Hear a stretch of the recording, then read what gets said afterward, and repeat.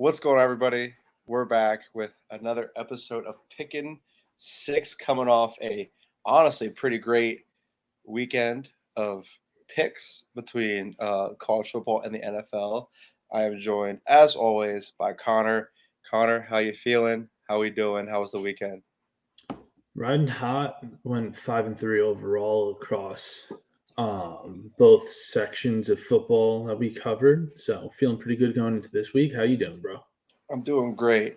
So I'll claim 4-1. I could say 5-1, but I did back off of the Bengals when it became apparent to me that they had a lot of injuries. I should have just stuck with it. So I still did end up betting the Bengals, even though I kind of withdrew it as an official pick. So I'll leave that leave that as it may. Um, yeah, thanks Chad for letting us know. Things happen sometimes. The pre-show bullshit and sometimes gets out of hand. It is what it is. Um, yeah, overall great weekend. I think that we have a lot of games. Coming off a rivalry weekend, we have um, Michigan walking into the shoe and beating Ohio State. I thought the line was like 7.5 for most of the week, and then it dropped to plus 8.5 like before kickoff. I was like, oh, perfect. I can steal a point here. Little did I know I needed no points in that game, which is always great. South Carolina, is Beamer ball is riding hot. Unfortunately, they can't turn into much of postseason other than a potential better bowl game, which is awesome. What else am I thinking? Shout out to Georgia beating Georgia Tech, even though we gave up a touchdown to them in the first drive. Am I missing anything crazy from the weekend? I feel like it was like a pretty good rivalry week. Oh, I think it was fantastic.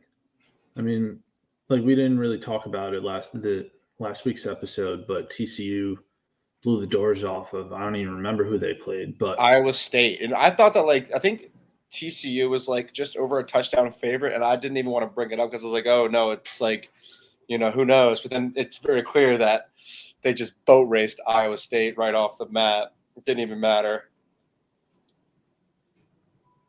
Yeah, I thought overall it was pretty great. oh yeah, I certainly enjoyed it. Yeah, I gotta ask you because we always ask, what do you think? What is your favorite rivalry? Oh, and also Alabama Auburn covered. That's the other thing I forgot. Auburn covered against Alabama by the hook, 22.5, lost by 22.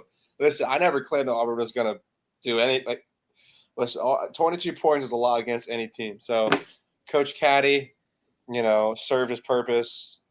It sounds like based off that, it's more of people are outraged. Like, why didn't you offer him? It sounds like he has said that he's not ready to be a head coach just yet.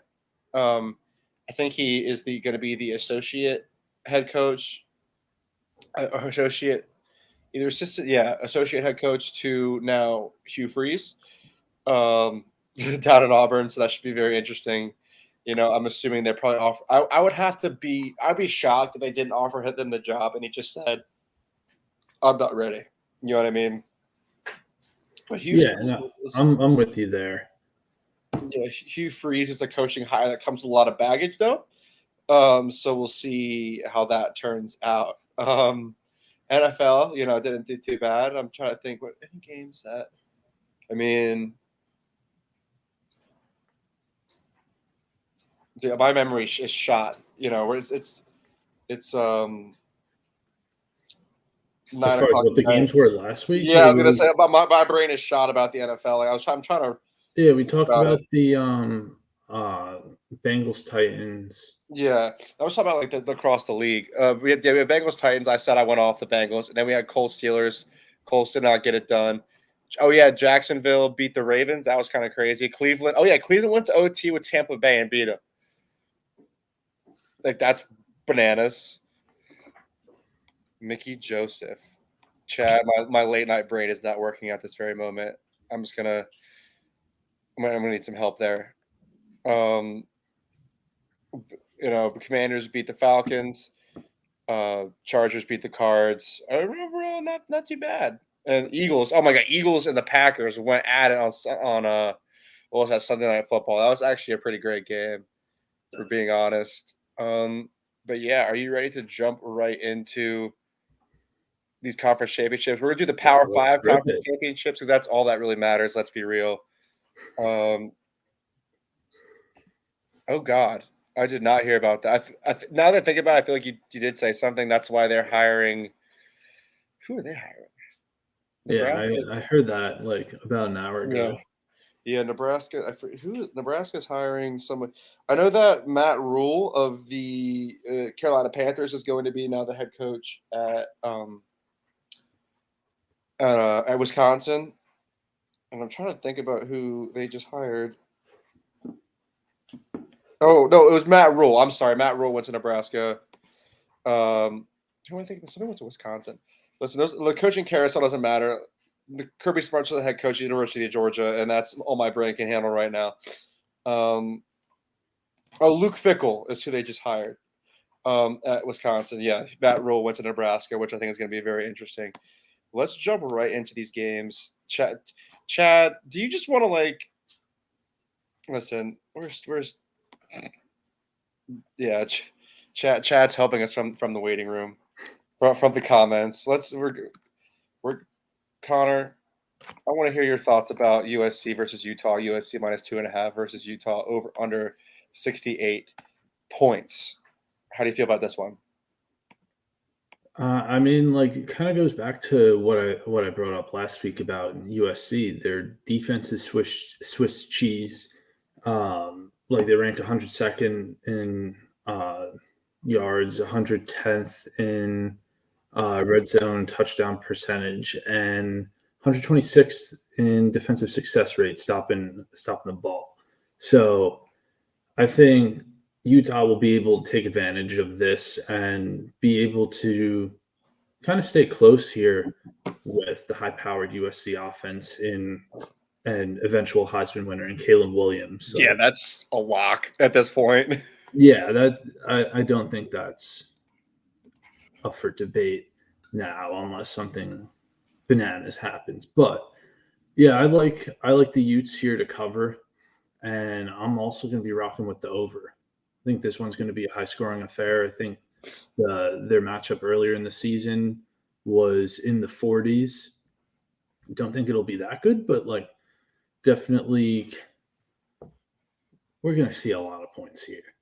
Yeah, I think I have to take the over there too. I don't know. Listen, USC has to win this game in order to stay in the playoff. As long as I think it's been pretty much decided, as long as everything holds true, all of the top four win out. That will be our top four. That will be our playoff group right there. But USC can't have any slip ups, and if they lose to Utah, then if I'm not mistaken, which is actually bananas that this actually happened. I think they put Alabama pretty high up on the rankings, and if I'm not mistaken, I'm pretty sure they put them at 5. Which let me double check this for. No, sorry, they put Alabama at 6. So that's Ohio State's chance to maybe make it back in if USC slips up. We will see. I think it's actually crazy that they put Alabama above Tennessee, even though Tennessee beat Alabama. Make that make sense? They both have the same exact Bama record. bias. That is it's true. There definitely is some Bama bias. It's that's what one of my favorite things ever that somebody ever called the playoff as the University of Alabama Invitational. And it's like it's really like what 4 teams want to come play. You sign up to play University of Alabama, on a New Year's Day. So yeah, man. It's not wrong. um, yeah, so that's it is what it is. So USC has to hold true. Picking a side here makes me nervous because Utah did beat them, but as they'd say, and it's a very true thing, it's hard to beat the same team twice. And Utah actually has won 3 out of the last 5 against USC. Looking at it, so that to me is very very intriguing. If anything, I would potentially take the USC on the money line, depending on where I could get it at. I'm willing to lay that extra juice, maybe for a parlay, maybe for something else. But I'm saying my official pick of this game is the over. I think that there's going to be a lot of offense, which is great. Like I think, it's crazy. Like he was like Caleb Williams against Notre Dame was truly like it might have been a little bit to do with that Notre Dame can't tackle, but also a lot to do with Williams' elusiveness. Did you get a chance to watch any of the Notre Dame USC game? No. Dude, when I tell you, like, he was like, it was like, it gave me big Johnny Manziel vibes. Like, where he's just like running around back there, like he's running from one side of the field, breaking 3 tackles, running to this side of the field, breaking 3 tackles. You know what I mean? And then like throwing it back to the middle of the field or like down the sideline to find somebody, or he's just taking off and running it. He had 3 rushing touchdowns against the Fighting Irish, which is truly, truly insane. This is electric football right there. Dude, it's amazing. You know, the over in that game did cash, luckily, which is great. Caleb Williams either wins or loses the Heisman this week. Yeah, pretty much. He's got to lock it in. Stroud fumbled the bag. You know, obviously Hendon Hooker's done. So yeah, I think that this is his Heisman. You know, chance to lock up the Heisman coming up. So he can't fumble. I like the over in this game. Moving right along to the Big 12 championship, TCU and Kansas State. TCU minus 2.5, over under 61.5.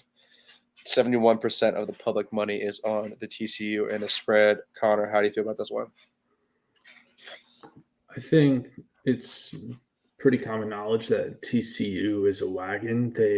And we've pretty much harped on it each of the last 4 weeks. They need to win in order to keep their playoff hopes alive. I think they do so here, cover, and I think this game also goes over here.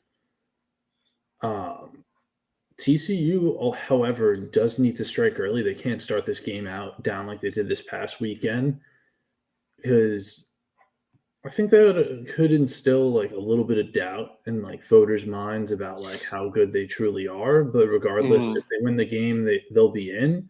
But I kind of like I lean over here because Will Howard has showed success against this Horned Frog secondary. But then, like we have also mentioned, Dugan's weapons. Like there's a bunch of wide receivers to throw the rock to. Pretty high-powered offense that, I mean, if you stop them in the first half, they're going to pick it up and put up numbers in the second half. So I think both these teams will put up points, and I like TCU to get it done, keep the ball rolling into the playoffs. Yeah, man. I think that I like TCU a lot here. Like just for like the factor of like I might even like just to be like it might be even to say like once again, you know, I feel like I gotta be laying a little bit of juice this week. I might take TCU on the money line to play it safe, just simply because of the fact of it being like K-State. This is like, you know, this is your chance to win the Big 12. This is your chance to ruin the day of another, you know, of a conference, you know, opponent. You know what I mean? You know, TCU beat them back in October. So I just think that it's very interesting. I like TCU for sure. Depending on where the money line is, I might snag that there, or obviously I'll just take the spread. And as far as the over under 61.5, Kansas State is 6-6 for the over. TCU is 7-5 for the over on the season. So it could happen there. Looks like the under has been the play or the outcome for the last 5 of these teams matchups. That is very interesting to me. I'm just gonna stay away from the total entirely, just because it could go either way. You know, if TCU stifles Kansas State on offense, it could be very interesting. You all think they put in OSU over TCU if TCU loses? Yes. No. Yes, because Ohio State only has 1 loss, and it's to a current playoff team. I wish Chad might as well be on the show at this point, but TCU schedules were underrated. Yeah, Chad and I have very much dissected the fact that TCU actually has a very difficult schedule when you break it down. Throughout their entire year, to be 12-0 is pretty impressive.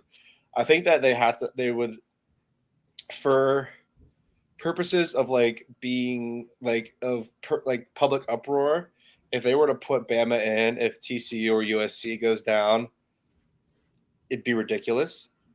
I think that the most likely and proper play would be probably to put in Ohio State just because their only loss is to a playoff team. I think that makes the most logical sense. I mean, like haven't like dove into the numbers of strength of schedule and things of that nature, but kind of looking from a high level, like you put it very plainly. Like they lost to a team who's going to be in the playoff. So Yeah. that's their one loss, and pretty much had like phenomenal season other than that one game with the maybe better strength of schedule. I think, and also more than the star power factor. Like I think that there is that bias, kind of why, like we're alluding to the fact that Alabama is still in the running, even though it shouldn't be. At least should they be? Not probably not. If Alabama's still in it, then Tennessee should still be in it, and Tennessee should be ahead of Alabama in the rankings, simply because of the fact that Tennessee beat Alabama. Like that makes no sense to me. How you could look at a teams that have the same record and put the team like you say this team beat this team, but we think that this team is better than the team that beat them. Well, like I mean, unless you're looking at the fact, yeah, unless you're looking at it from a fact like as of right now. If you try to pull the eye test out, yes, Tennessee without Hendon Hooker is not a Tennessee who could probably beat Alabama. But at the same time, like that's not. I don't know. I feel like then that gets way too subjective in my opinion. You know what I mean? I mean, yes and no, but like realistically, I think there like a lot of it is schedule, and then there is some choice as far as we want the best football to be played. So like if you like Tennessee, like with Hendon Hooker, yes, but without them, not going to be as electric. I think we could all agree on that. Yeah, but, they're probably looking at the lack of a selling point of Tennessee without Hendon Hooker, right? Unfortunately, and it is like a marketing thing, and it is like they got to make money off these games and whatnot. So it's unfortunate, but that's probably there's probably a lot of validity and truth to that.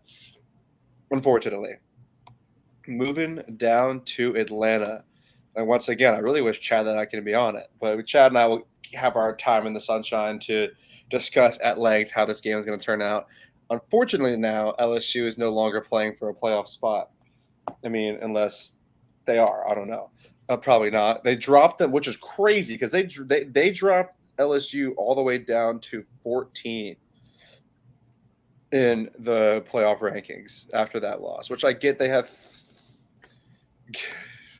Yeah, well, at least we can lose this weekend and still be in the playoff. Just the facts. 17 and a half points to the Dogs, over under 51. Me, like I could talk about these games, but I'm never going to give you a pick. Connor, what are your thoughts here? LSU will be in big trouble if they don't stop the run. In their two SEC losses to Tennessee and Texas A&M, they saw those opposing teams rushing for over 200 yards, and with the running back trio that the Bulldogs have, I think that's certainly a possibility. Now, that being said, Jaden Daniels certainly is electric, dual threat possibility. The reason I say possibility is because when in those losses, like when he's been limited, that's significantly impacted like the overall offensive output. I can't remember which of those two games. I think it was Texas A&M, but he had like something like 36 rushing yards. So without kind of like really contributing on the ground, I think that puts the LSU offense in like a trouble spot. And just for like some more stats here, Georgia on the season 3-0 against the spread in games favored by less than 20 points on the season at 17 and a half. That puts it right in this kind of range that makes that relevant. So I think like that tight end monster, the running backs, like overall Georgia's fucking loaded, and like the defense can, as we know, wreak some havoc on the opposing quarterback. Only thing that worries me here, backdoor cover. My main play on this is the over. I still do like Georgia to cover, but call it a lean. Officially, we're going over here. Scrap it. We're just going over. I think that taking an opposing team to cover against Georgia, no matter who they are, is never a wrong play. Especially at like just a freaking ridiculously high number. Like I think that 17 and a half points to the West champ is a lot. You know what I mean? And I don't, and Kirby Smart is a defensive coach. Longtime DC at Alabama, and Kirby Smart does not care if we win the game by 1 point. Does not care. Never will care. That has been his thing. He is looking to get in and get out with a W. Doesn't really like as long as we look good on both sides of the ball. He's not looking to put up 60. It's nice, but it's not a necessary thing for him. So it should be very interesting. I think Jaden Daniels, when it comes to these talented, very super talented quarterbacks that can run well, we do a pretty good job of keying in on that. We took care of Jalen Hurts back, in the national championship. We kept Hendon Hooker in check. It's going to be very interesting. So we'll have to see. I'm very excited for it. 3:30. I'll listen to Gary Danielson. I'll be at work, but listen to Gary Danielson talk about how, I don't even think he's going to think that nobody's going to score points in that game. If we're going to be honest, Gary Danielson is just the bane of every SEC fan's existence. If you have a 3:30 game on CBS, you get to listen to that guy talk about how he's not so sure how good your team's going to be, or how I don't know if they're going to make it. It's going to be interesting. You know what I mean? Trying to do that kind of crap. But yeah, it should be very interesting. The over's not a bad play, especially lately. Usually, I think that we were a pretty good for it under team in years past, but now it's just kind of like all over the place. So we'll see. I'm very intrigued. Now here, I hope that I get a chance to talk to Chad about how I feel about this one, because Michigan minus 17 against Purdue.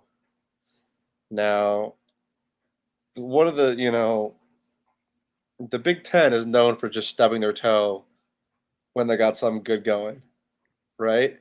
Michigan has to win this game in order to make the playoff, period. Now, it could just, be a non-factor and they could just beat the brakes off of Purdue, or could get a little interesting. And maybe Purdue, the Boilermakers get up for these big games for some reason. In like years past, and released one game a season where Purdue would make it some insane game with the likes of an Ohio State, with the likes of a Michigan, with you know what I mean.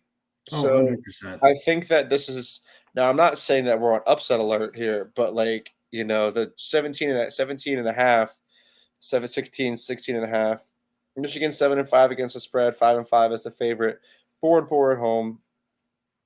Purdue 5-7 ATS, 4-2 away, and 3-3 as the dog. What are your thoughts here? You got any stats on the total? The total for this Purdue 7-5 for their overs on the season. Michigan 3-8-1 on the overs for their season, and that there's a lot of factors there depending on where their overs have been set. What are you thinking? A little Big Ten under action? Is that what you're thinking? I'm honestly undecided as of right now. I mean, like the Wolverines have won by 17 or more in 9 of the wins this season. And then, like we obviously know, one of those instances was this past week against Ohio State, the Ohio State. And like just kind of like digging into the total conjecture, but the total has gone under in 9 of Michigan's last 13 games. I think I mean, Purdue's also like in I forget, like I want to say it was against Iowa. They put up like 25 points against uh like Iowa, who we've said for the last couple seasons has been like phenomenal on defense. So I don't know why like it doesn't really there's really like no rationale, but I feel because of the all the stats saying under, like I want to go over here. Yeah. If it goes over, it means that Michigan beat the brakes off of Purdue. That's you know what I mean? I don't think that in a a possession for possession kind of game, I don't think that Purdue can keep up. Period. So I think if this game goes over, it's because Michigan absolutely lit them up. Personally, now that could obviously, it's college football, so people love to shock the world. Um, I mean, I don't know how big Conference Alliance is in the rest of the country. I doubt that Purdue's going to roll over just for Michigan to get into the playoff. I'm sure they would much rather just try to ruin their chances of the playoff. I think that the cover is definitely in reach here. Um, just of the matter of the fact of like it is a large line. 58% of the bets are on Michigan in the spread, and people are going to be, I think, really, really high on Michigan after them beating Ohio State last week. So I like Agreed. Purdue as an official pick. I like Purdue plus the points. And you're going to ride over. Yeah, All let's make right, it interesting. Let's go over. I love it. I love it. And then we have Clemson minus 7.5 against the North Carolina Tar Heels in the ACC championship. Let's make one thing very, very clear that South Carolina is not North Carolina, and vice versa. It's actually only 59% of the bets are on UNC to cover here, plus 7.5. It's in Chapel Hill. Oh, just kidding. It's in Charlotte, North Carolina, Bank of America Stadium. It is a neutral site game, but it's still in the Carolinas. Um, yeah, how are you feeling here? It's very interesting. UNC 9-3, 5-6-1 ATS on this season. Clemson 6-6. North Carolina 3-0 as the underdog against the spread. Clemson 6-5 again as the favorite on the season against the spread. Yeah, very interesting. I think that Clemson is downright fraudulent, but it takes the right team to expose them. So, what do you think? I mean, I lit like the entirety of my notes for this game. Clemson frauds. That being said, though, I'm not really sure like what I'm feeling like on this game because I think coming off of loss last week, like Clemson, like they won the line to be higher and like all that jargon, but yeah, and like UNC's like obviously not as talented. Like I don't think they're like a terrible team, but I don't know. Touchdowns a lot for me. Um, yeah, I don't really see kind of like any value here. So this is one I'm going to lay off. Obviously, Yeah, probably will be watching, but I don't know. Nothing valuable here for me. yeah. It's tough to say because I feel like there's a lot of ways to look at it. It's like you're right. Clemson just got beat, and dude, they were setting them up that whole game, dude. Like they kept flashing on the screen. Like I feel like at least once a quarter, here and there, that Clemson has a 40-game win streak at home. Like ESPN was setting them up. The fix was in for like like I was like, dude, they're like when I saw that, I was like, well, now they're gonna lose. Like that's it. And that's when South Carolina was still down. I was like, Clemson's losing this game. Period. Like the fighting Dabos are just not gonna have 41 games at home. Um, in a row. So it's tough to say. I hope it's a great game. Um, Part of me wants to take Clemson just to combat the recency bias. I may take a look at it later and see. I want to maybe an in-game betting opportunity may arise, maybe the over, or to see if Clemson goes down, maybe to see them come back type thing. But as of right now, I might stay away. So that is the conference championship slate in terms of college football.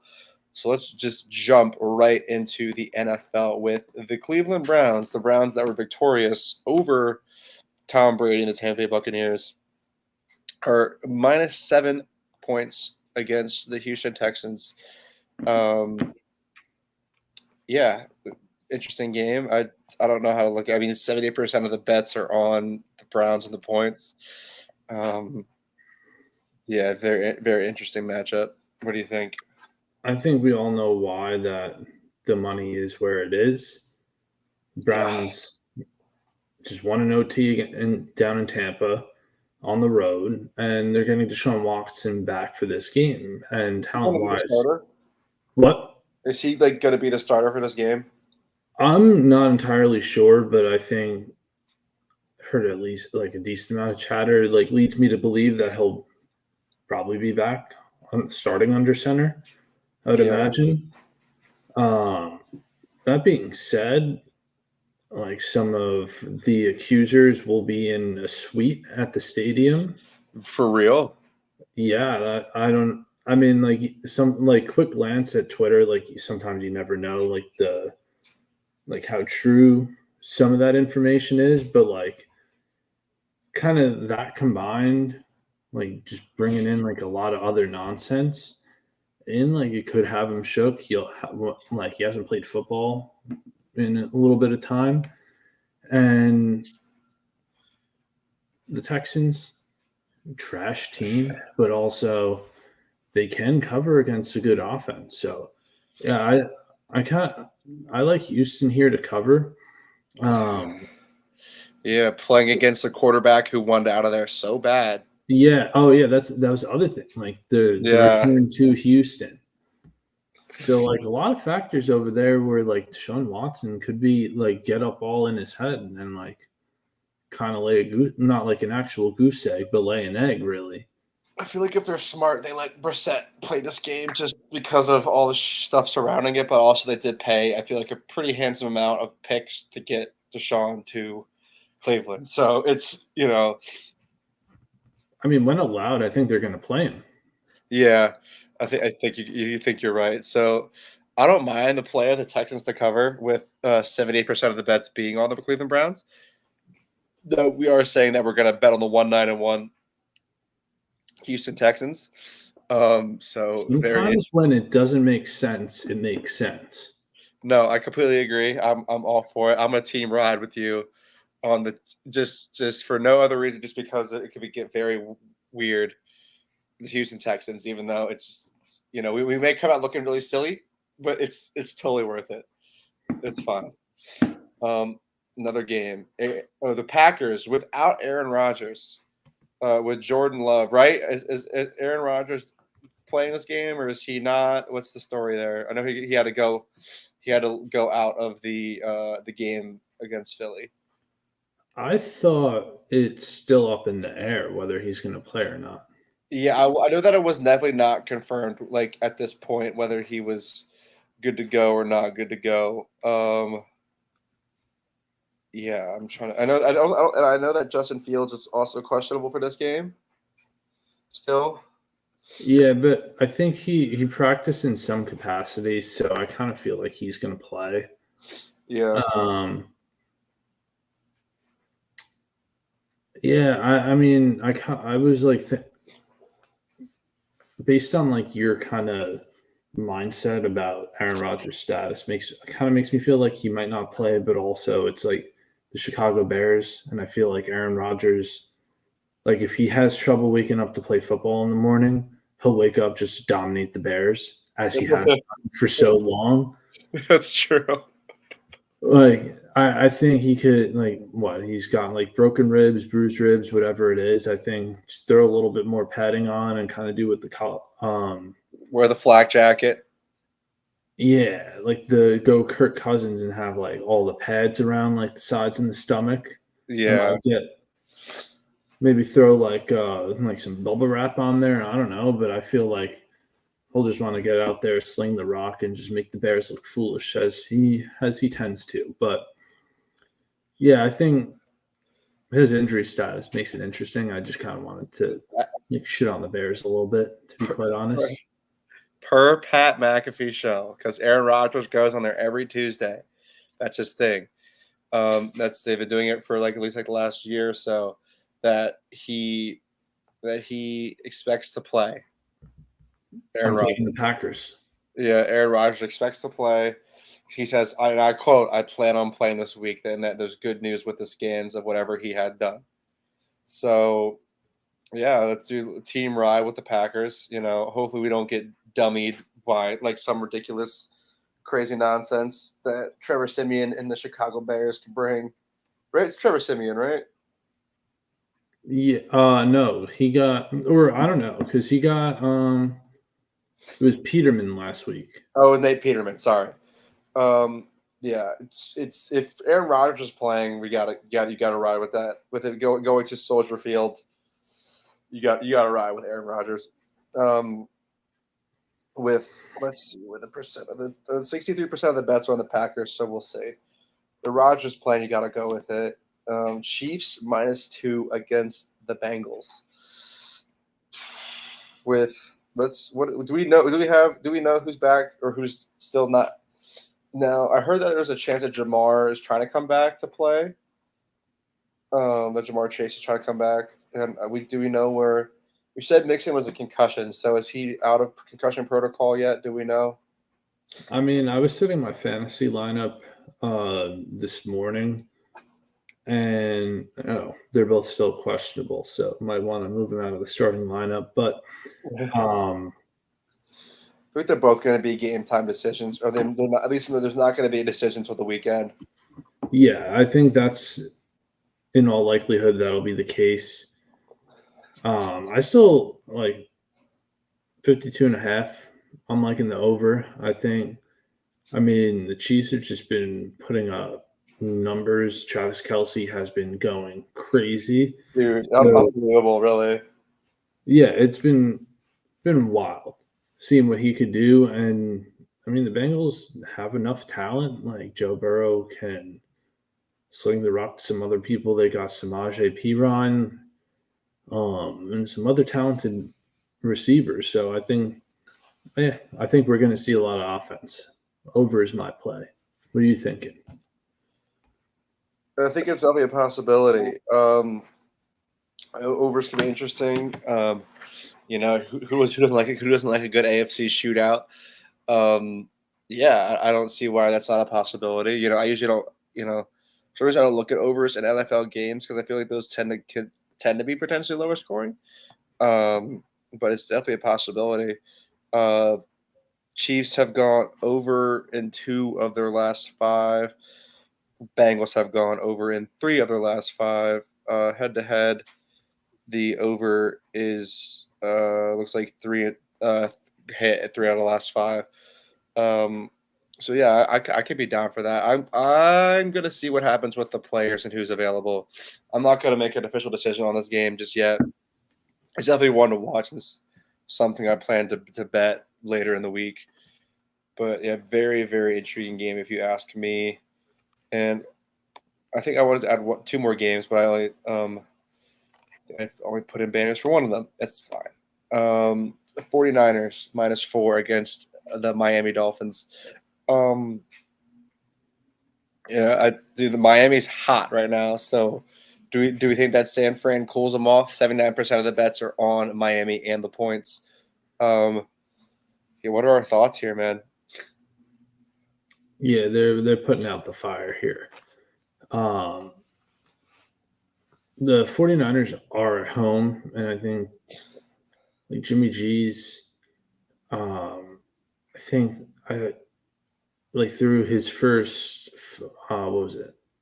like 49 or 59 starts in a Niners uniform. He's like 2 wins behind Joe Montana or something like that. So when That's he's been crazy. on the field, like he's been showing like he could do some things. And they got some talent though. One really thing that concerns me, Debo was downgraded to questionable going into this weekend. So that makes it a little more iffy. I think like McCaffrey has been healthy as of late. So I think McCaffrey, Debo, no Debo, I think there's just enough talent there and a good defense to keep things going. Like Miami's had the potential. Like they've given up a lot of points to some lesser talented teams on the season. So I see Sanford not having trouble putting up points and covering the spread here. Yeah, me neither. I think that that's just like people are going to be too high on Miami now, and the Niners are a great team. I think it's time potential that the Niners humble the Dolphins here. So yeah, I'm on the Niners and the points there, no question. I'm gonna stay away from the total. Personally, one game I did want to talk about that I did not make a little banner for is Dallas -11 against the Indianapolis Colts and Jeff Saturday. Now you and I have been keeping our faith in Jeff Saturday, and it's been hurt. It hurt and hurt. However, 11 points is a lot in the NFL to a team that has a pretty darn good defense in the Colts. What do you think, man? I don't know if I necessarily have a play here yet um, on like total or spread, but really the one thing I've kind of keyed in on is that this season the Colts have been allowing 40.8 receiving yards to running backs, and Dallas has really featured Pollard as like a receiving running back a lot recently. So I think this is gonna.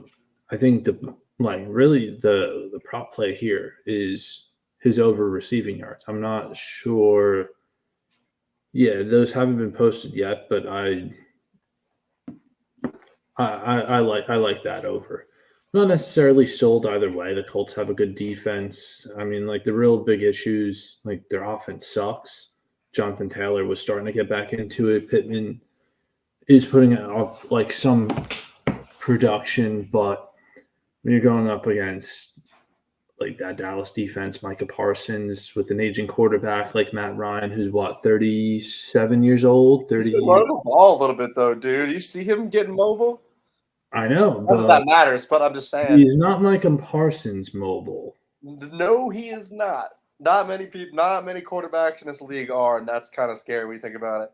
Yeah, so I mean, like that's a cause for concern certainly, and I think Dallas's defense has caused a lot of trouble for the non-dual threat quarterbacks in this league that they've played this season. So if I had a lean, I would go Dallas to cover, but I'm really just gonna stick to that Pollard over on receiving yards. So I would like it would not be shocking. Like he just gets like probably he'll get a handful of receptions, but he'll end up breaking away. Yeah, call me crazy, but I like the Colts and the points here. I'm Yeah, gonna go. I think it's a good play. There's just like too many causes for concern for me to like. That many causes for concern means that that's what Vegas wants. I'm Fair kidding. enough. But I just think that like that's way too many points. Like, and then obviously maybe that's what they want me to think too, and just take the Colts.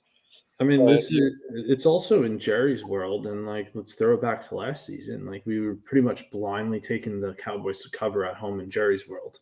yeah, that's true. We were hot on the Cowboys last year. But and like it was consistently hitting. That's the thing. Yeah, So but I don't know. I just in Jeff Saturday, the boys 11-point dogs is a good spot for them. I think I really like it, and I hope that everybody has enjoyed. Thanks to Chad for being pretty much a part of the show. If you're still there, I think he might be. Um, I want to make sure that everybody out there, make sure to leave a like, leave a comment, and subscribe. I want to make sure that everybody follows us on Twitter and Instagram at _picking winners. Our socials are in the description below. Get us on Spotify. I mean, hopefully next year that we will be featured in everybody's Spotify Wrapped. I know everybody's been posting that today, yesterday, and the whole thing. But yeah, man, I think it's been a good season so far for the boys. It's been a much more profitable on the units this season. I think we've hit our stride as compared to last season, which is all we could ask from a couple of bettors in the game. You know what I mean? As long as you're seeing green, that's all that matters. And shout out to Keith and Tom keeping their UFC picks rolling. Shout out to Men of Order Media. Shout out to Chad. Shout out to everybody over there doing what they do on a daily basis. Make sure to check out the blogs on the website. Connor, I'm sure now that college basketball and the NBA are heating up, he's going to be dropping some good ones for us. There's been a lot of upsets in the college world as of late. And yeah, stay tuned for what we got going on. I hope that everybody had, a great weekend. And that we're looking forward to another very profitable weekend of gambling. I hope that everybody has a happy, healthy, and safe weekend. We out.